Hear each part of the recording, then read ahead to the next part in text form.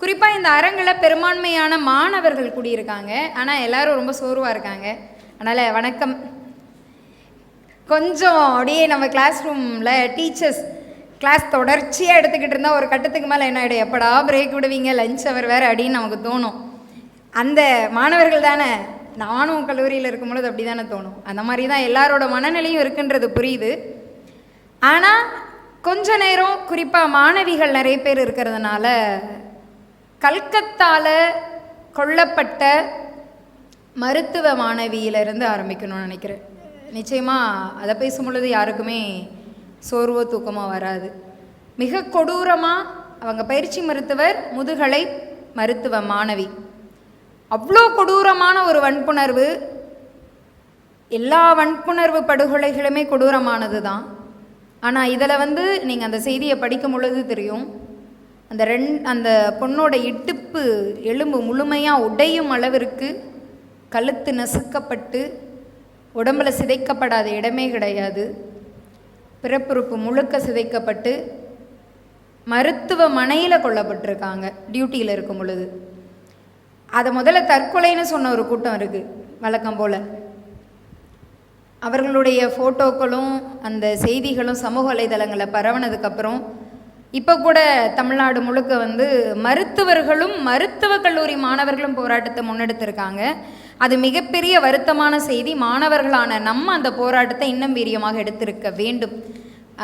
அதை நிச்சயமாக கணக்கில் நம்ம கொள்ளணும். அதில் இருந்து நான் இங்கே குறிப்பிட இருக்கக்கூடிய சில விஷயங்களை மாணவர் பிரச்சனைகள்ல இருந்து பேச விரும்புகிறேன். அதாவது இந்த தலைப்புகள்லாம் இருக்குது. பறிக்கப்படும் கல்வி அரசியல் உரிமைகள்னு வச்சோம். ஏன் அப்படின்னா கல்வின்றது வெறும் படிக்கிற உரிமை மட்டும் கிடையாது. நான் பள்ளிக்கூடம் போகணும், நான் காலேஜ் போகணும், நான் படிக்கணும், எனக்கு இலவச கல்வியை கொடு, அறிவியல் பூர்வமான கல்வி கொடு, இதெல்லாம் சரி, இதெல்லாம் நம்முடைய அடிப்படை கோரிக்கை. ஆனால் நம்ம யாருக்கும் அடிமை கிடையாது.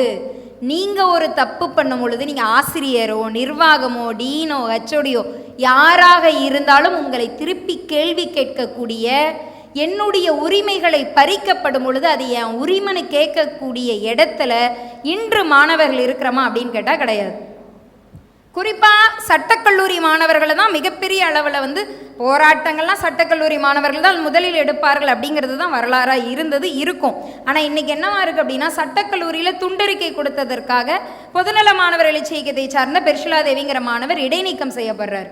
அந்த துண்டறிக்கை நீட் தேர்வுக்கும் புதிய கல்விக் கொள்கைக்கும் சாதி மத வெறிக்கும் எதிரான துண்டறிக்கை. இவ்வளவு தான் அதோட கண்டென்ட்டு. சும்மா ஃப்ரெண்ட்ஸுக்கிட்ட 4 பேர்கிட்ட கொடுத்து படிங்கன்னு சொன்னாங்க. பிரச்சாரம் கூட பண்ணலை, பிரேக்கில் கொடுத்து படித்து பாருங்கன்னு சொன்னதுக்காக இன்று அவர் வரவில்லை. வர வேண்டியதாக இருந்தது. ஏன்னா எங்கள் சட்டக்கல்லூரி மாணவர்களுக்கு இப்போ இன்டர்னல் எக்ஸாம் நடக்குது. அதனால் எங்கள் சட்டக்கல்லூரி மாணவர்கள் இன்னைக்கு வரல. இல்லைன்னா பெரும்பான்மை மாணவர்கள் வந்திருப்பாங்க ஒவ்வொரு கூட்டத்துக்குமே.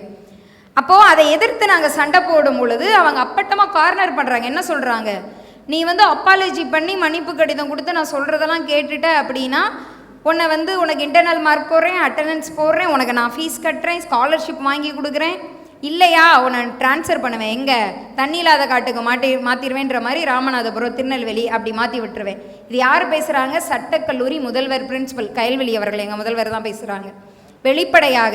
அப்போ இந்த கான்ஸ்டியூஷனல் ரைட், அரசியலமைப்பு சட்டம், அடிப்படை உரிமைகள்னு ஒன்று சொல்லி கொடுக்குறாங்கல்ல, உறுப்பு 19லலாம் சொல்கிறாங்களே, எங்களுடைய கருத்துரிமை, பேச்சுரிமை, இதெல்லாம் ஃபண்டமெண்டல் ரைட் அப்படின்னு. அந்த ஃபண்டமெண்டல் ரைட்டு சட்டக்கல்லூரி மாணவர்களுக்கே கிடையாது. இதெல்லாம் எங்களுக்கு இல்லையான்னு கேட்டால் நீ வெளியே போய் பேசிக்கன்றாங்க. ஆனால் அந்த மாணவி உறுதியாக சண்டை போட்டாங்க, முடியாது அப்படின்னு.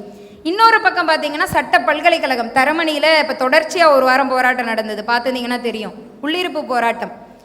அந்த போராட்டம் என்ன அப்படின்னா, 190% மாணவர்களை தொடர்ச்சியாக சட்டக்கல்லூரியில் ஃபெயில் ஆக்குறாங்க. அது ஒரு விதியாக வச்சுருக்காங்க. 90% வாங்கினா தான் சட்டக்கல்லூரியில் இடம் கிடைக்கும் தரமணியில். நீங்கள் 90% வாங்கிக்கிட்டு சட்டக்கல்லூரியில் போயிட்டீங்கன்னா அரியர் வாங்க வெளியேற முடியாது. சட்டக்கல்லூரி மாணவர்கள் வந்திருக்காங்க, அவங்களுக்கும் தெரியும். அது எழுதப்படாத விதி. நான் எப்படி எழுதினாலும் சரி உன்னை நான் அரியர் போடுவேன். அப்போ அதை எதிர்த்து மாணவர்கள் கொதித்தெளிஞ்சு நிற்கிறாங்க. அந்த மாணவர்கள் 9 பேரை சஸ்பெண்ட் பண்ணியிருக்காங்க. மாணவ போராட்டம் தொடர்ச்சியாக நடக்குது. பல்கலைக்கழகத்துக்கு விடுமுறை விடுறாங்க. மற்ற சட்டக்கல்லூரி மாணவர்கள், மதுரை சட்டக்கல்லூரி மாணவர்கள் ஆதரவாக அவங்க போராட்டத்தை எடுக்கிறாங்க, கேள்விகள் கேட்குறாங்க. எங்கடா போராட்டம் பெருசாகுமோன்ற இடத்துல லீவு விட்டுட்டு சமாதான பேச்சுவார்த்தை செனேட் உறுப்பினர்களை வச்சு பேசுகிறாங்க. அந்த செனேட் உறுப்பினரே இல்லாத சில மூத்த வழக்கறிஞர்கள்லாம் கூட்டிகிட்டு போய் என்ன நீங்கள் எதிர்த்து பேசுகிறீங்களா, சண்டை போடுறீங்களா, மன்னிப்பு கடிதம் எழுதி கொடு. அப்போ மாணவர்கள் எழுதுறாங்க, தேவையற்ற செயல்களில் ஈடுபட மாட்டேன்னு. அப்போ தேவைப்பட்டால் நீ போராட்டம் பண்ணுவியா?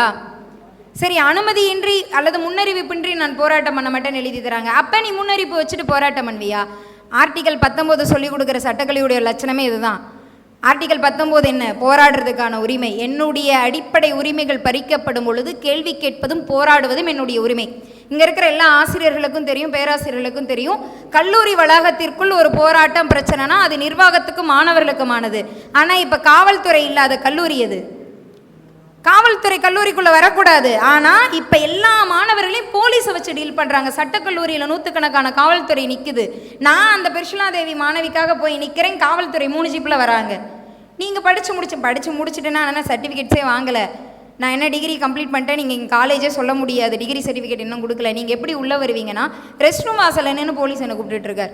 அப்புறம் முடிச்சு சட்டம் போட்டதுக்கப்புறம் தான் வெளியே போகிறாங்க. இதுதான் சட்டக்கல்லூரி மாணவர்களோட லட்சணமே, மாணவர் லட்சணம், கல்லூரியோட லட்சணமே. அப்போ நம்முடைய அடிப்படை உரிமைகள்ன்றது இன்றைக்கி தோழர்கள் சொன்னாங்க. நான் நேரம் ரொம்ப குறைவாக இருக்கிறதுனால இன்னும் சில வார்த்தைகள் மட்டும் சொல்லிட்டு முடிவு பண்ணிக்கணும்னு நினைக்கிறேன். நமக்கு தெரியும், நம்ம கண்ணு முன்னாடி நடக்கிறது அநீதி, நமக்கு உரிமை இருக்குது, நம்மக்கிட்ட ஃபீஸ் அதிகமாக வாங்குறாங்க, நம்ம டீச்சர்ஸ் மிரட்டுறாங்க, அதை மீறி கேள்வி கேட்டால் இன்டர்னல் மார்க்கில் கை வைப்போன்னு சொல்கிறாங்க, நம்மளை டார்கெட் பண்ணுறாங்க, நம்ம அசைன்மெண்ட் சப்மிட் பண்ணால் அதுக்கு மார்க் குறைக்கிறாங்க. இது எல்லாமே நமக்கு தெரியும். ஆனால் இதையெல்லாம் எதிர்த்து கேள்வி கேட்டால் எங்கே நம்ம படிப்பு போயிடும், படிப்பு போயிடுச்சுன்னா வாழ்க்கையே போயிடும் அப்படின்னு நம்மளை ஒரு பெரிய த்ரெட்டன் பண்ணுறாங்க. ஒரு பெரிய மிரட்டல் கிடையாது. நீங்கள் துணிஞ்சு நின்னா மட்டும்தான் உங்களுடைய கல்வி உரிமையும் உங்களிடம் கிடைக்கும். துணிந்து நிற்கலை அப்படின்னா அந்த கல்வி உரிமை நிச்சயமாக பறிக்கப்படும். அதுக்கு மிகச்சிறந்த எடுத்துக்காட்டு அப்படின்னா இப்போ நடந்துகிட்டு இருக்கக்கூடிய பங்களாதேஷ் மாணவர்கள் போராட்டம். தயவு செஞ்சு யூடியூப்பில் போட்டு பாருங்கள். நம்மலாம் எங்கள் படிப்பு போயிருமோ அல்லது இந்த டிகிரியை முடிக்க விட மாட்டாங்களோ, அரியர் போட்டுருவாங்களோ, ஃபேமிலியில் சொல்லிடுவாங்களோ, அப்பா அம்மா கிட்ட மிரட்டுவாங்களோன்னு பயப்படுறோம். கிட்டத்தட்ட 300க்கும் மேற்பட்ட மாணவர்கள் சுட்டு கொல்லப்பட்டிருக்காங்க பங்களாதேஷில். இன்றைக்கும் நடந்துக்கிட்டு இருக்கு போராட்டம். அவர்கள் உயிரை கொடுத்து போராடிக்கிட்டு இருக்காங்க. இந்திய எதிர்ப்பு போராட்டத்தெல்லாம் பேராசிரியர் சிவகுமார் தோழர் சொல்லும் பொழுது நாங்கள் கண்ணு முன்னாடி யோசிப்போம். பேராசிரியர் திருமாவளவன் அவர் வந்திருக்காரு.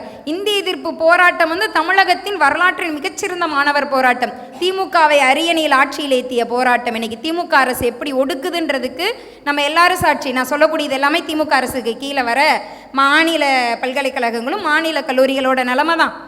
அதை தாண்டி நம்ம இங்கே கேள்வி கேட்குறோம் அப்படின்னா ஆசிரியர்களாக இருக்கக்கூடியவர்கள் சமூக வலைதளத்தில் பதிவு பண்ணாவே அவர்கள் மீது நாங்கள் நடவடிக்கை எடுப்போம். அரசு ஊழியராக இருந்ததுக்கு மிகச்சிறந்த எடுத்துக்காட்டாக நம்ம முன்னாடி ஆசிரியர் உமா மகேஸ்வரி உட்காந்துருக்காங்க. அப்போது இப்படிப்பட்ட நம்முடைய உரிமைகளை ஒடுக்குவதில் எல்லா அரசும் ஒன்று தான். ஆனால் இவர்களை எதிர்த்து கேள்வி கேட்பதில் மாணவர்களாக நாம் ஒன்றிணையாவிட்டால் நம்முடைய உரிமைகள் அனைத்து இடத்திலும் பறிக்கப்படும். உயிரை கொடுத்து போராடிக்கிட்டு இருக்காங்க. 300 பேர் குண்டடிப்பட்டாங்க, மாணவர்கள் பின்வாங்கல. நீ கொல்ல, நாங்கள் பார்த்து தான் வந்திருக்கோம், எத்தனை பேரை கொல்ல முடியும் உன்னாலன்னு துணிஞ்சு நிற்கிறாங்க.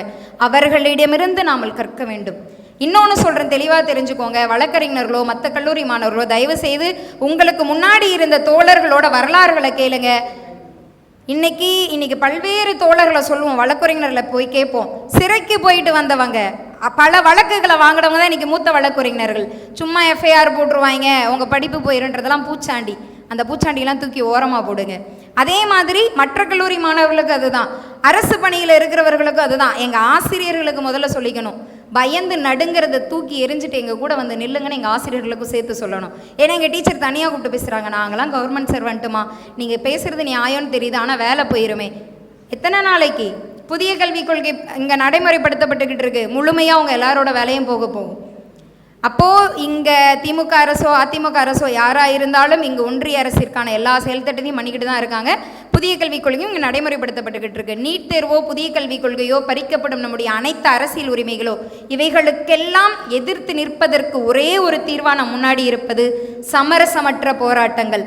அந்த போராட்டங்கள் மட்டும்தான் வரலாறு நெடுக நம்மளோட உரிமைகளை மீட்டு கொடுத்துருக்கு. அது இந்திய எதிர்ப்பு போராட்டமாகட்டும் அல்லது மாணவர்களின் உரிமைகளுக்கான போராட்டமாகட்டும், இப்போ சட்டக்கல்லூரி மாணவர்களோட போராட்டமும் சக்ஸஸ் தான். 70-80% கோரிக்கை அந்த நிர்வாகம் ஏற்றுக்குச்சு. அதுவும் அது அனைத்துமே போராட்டங்களின் மூலமாக தான் பெறப்பட்டிருக்கே தவிர எந்த ஒரு தனி கட்சியின் மூலம் அல்ல. அப்படி ஒரு கட்சி ஒன்றை கொண்டு வந்தாலும் அது போராட்டத்தின் விளைவாக தான் இருக்கும். அதுதான் வரலாறு.